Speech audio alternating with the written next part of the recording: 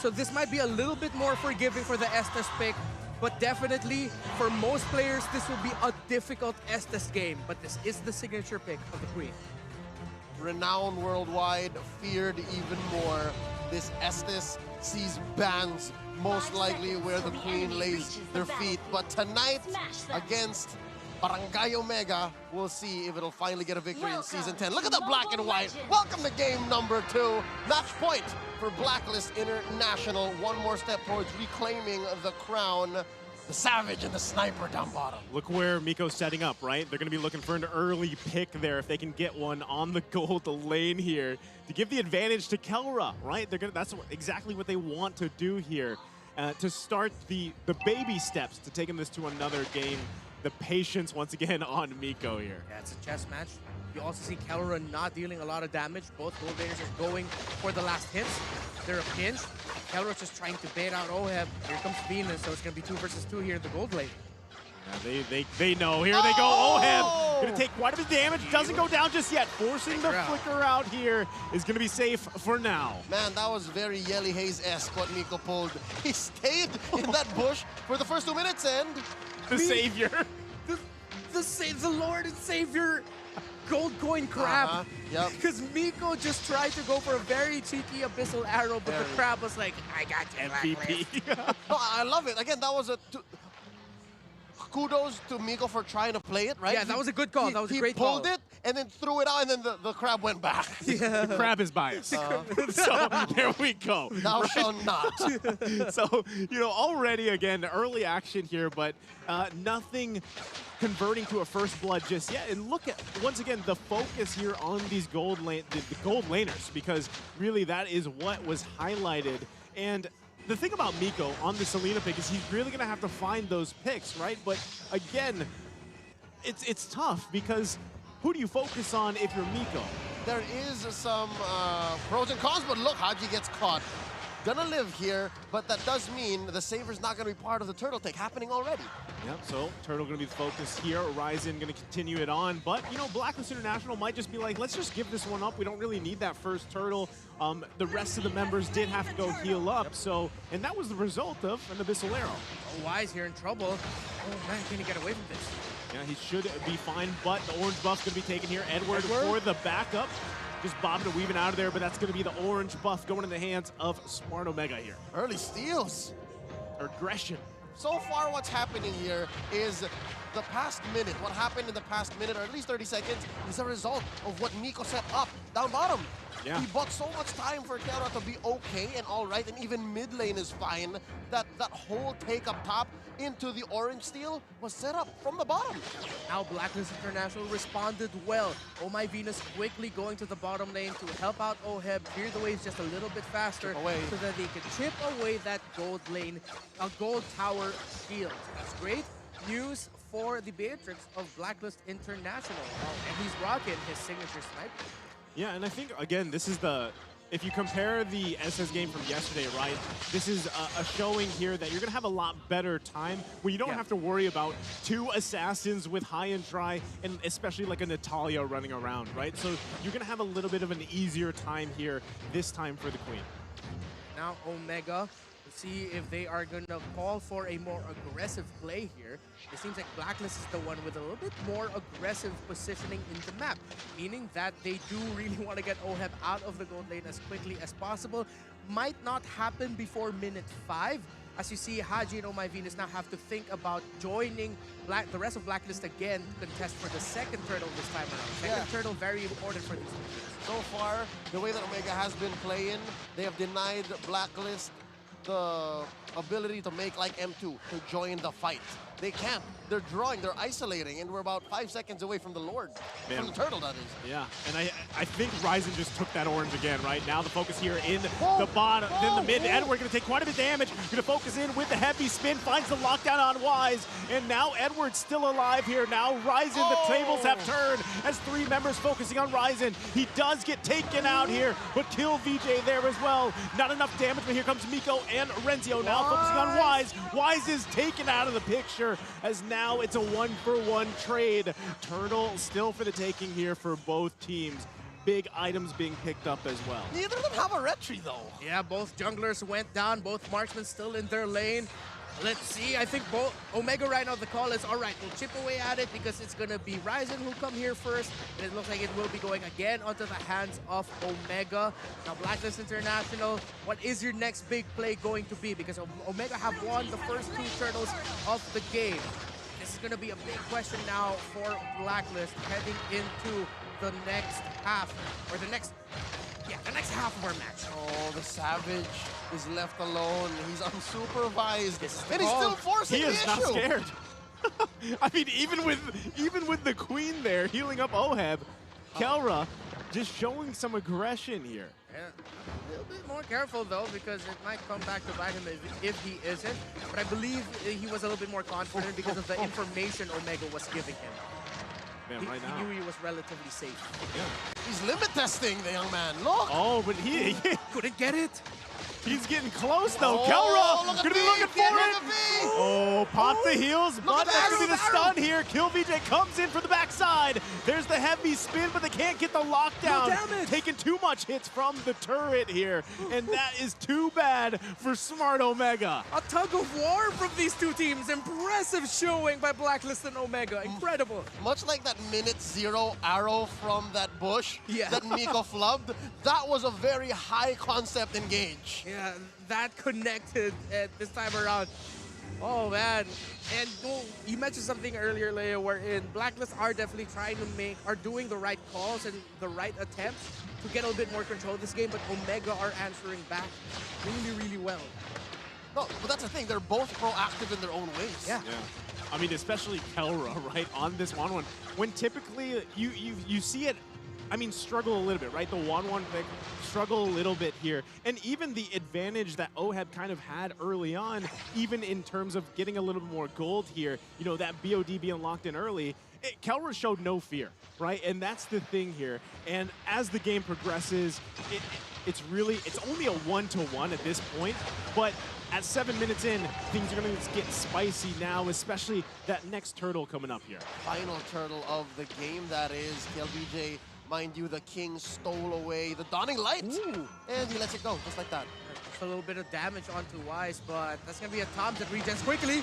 Big arrow coming out here on the right target. There's the sustain, though. They can't get Oheb just yet, but they finally find Oheb as he falls. But look at Kelra looking for the setup. Gets the crossbow of Tang out, taking down the Queen. And now he's going to be working on another. Here comes Edward, though. Turtle was secured by Smart Omega. But look at Kelra, still going to be alive here. It's a 2-fall for Blacklist International. Air Savage bottom that turtle and bottom this 1,000 gold lead. They're gonna convert into this top lane tier 1, and Blacklist is reeling.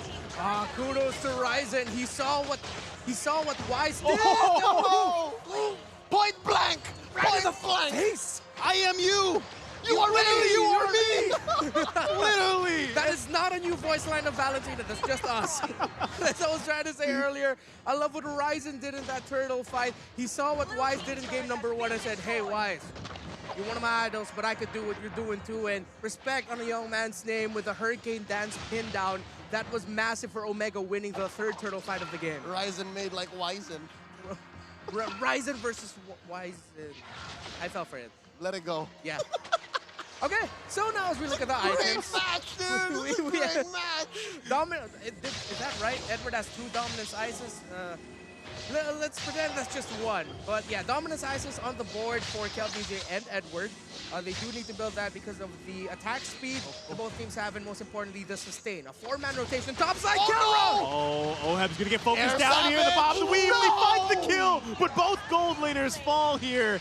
Just a trade for each other. And now it looks like Smart Omega might want to continue to collapse here. Haji trying to recall, get out of dodge. There's the heavy spin, down. the lockdown. He's killed. Haji's there as well. He is gonna be in trouble, and he falls here. The kill going in the hands of Ryzen. And now in the mid lane, Oh My Venus gonna be in trouble as Renzio grabs a kill for himself. Sugoi des, this match! Ladies and gentlemen, Wow. the conviction in the eyes of the young Filipino Savage. You could have sworn it was gonna be a 1-for-1 and that was it, but no! The rest of his team came barreling within seconds! Oh, and this lord now looks open for Omega.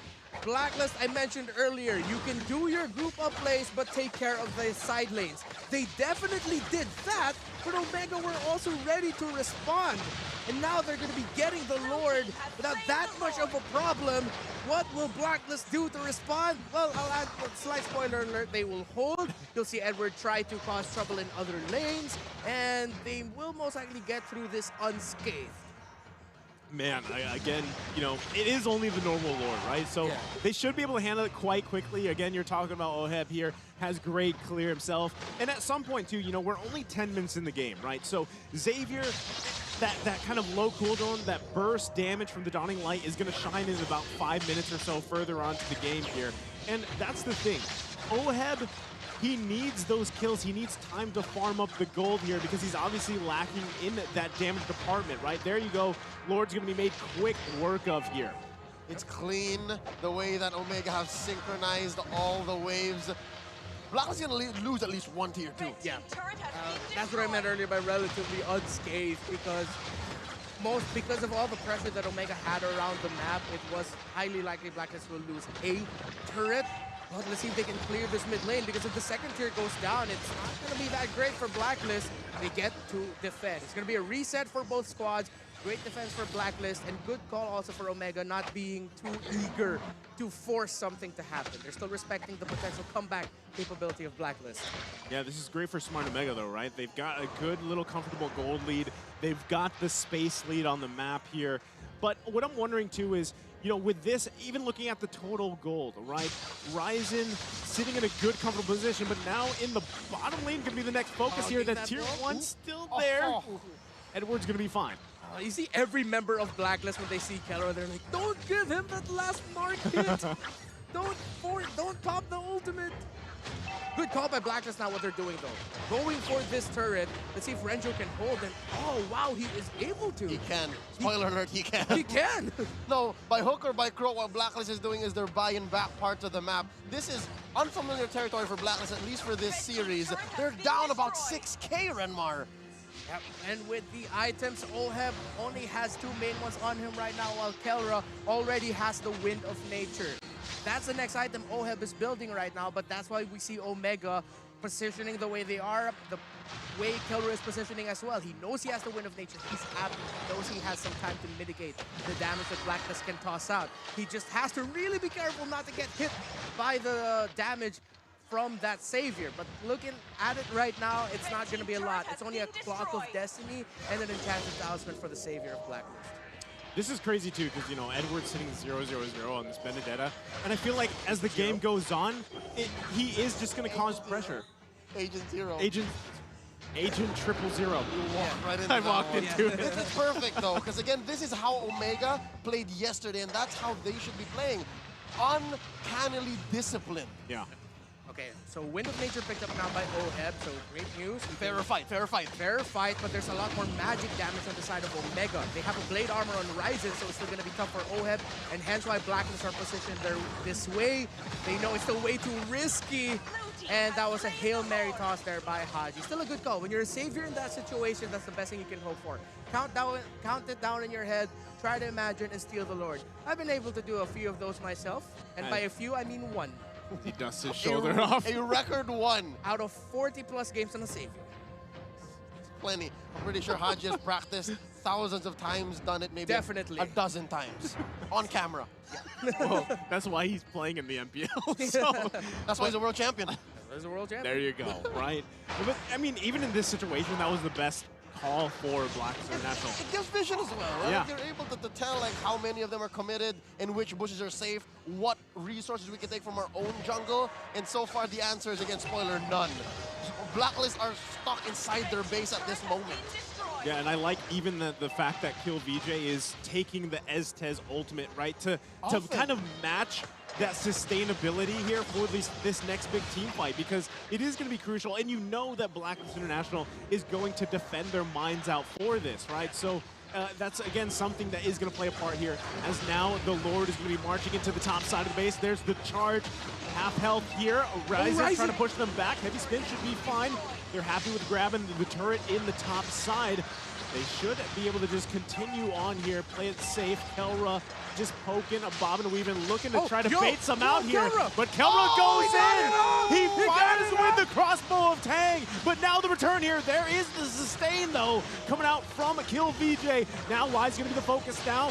Ryzen trying to get back here. Edward going in, but that's going to be the kill. Oheb does fall, and Haji. Now Smart Omega takes 2, but it's a 1-for-2 trade. Oh my goodness! The damage mitigation and the healing of Blacklist International was enough to survive the onslaught of the crossbow of Tag of Kelra.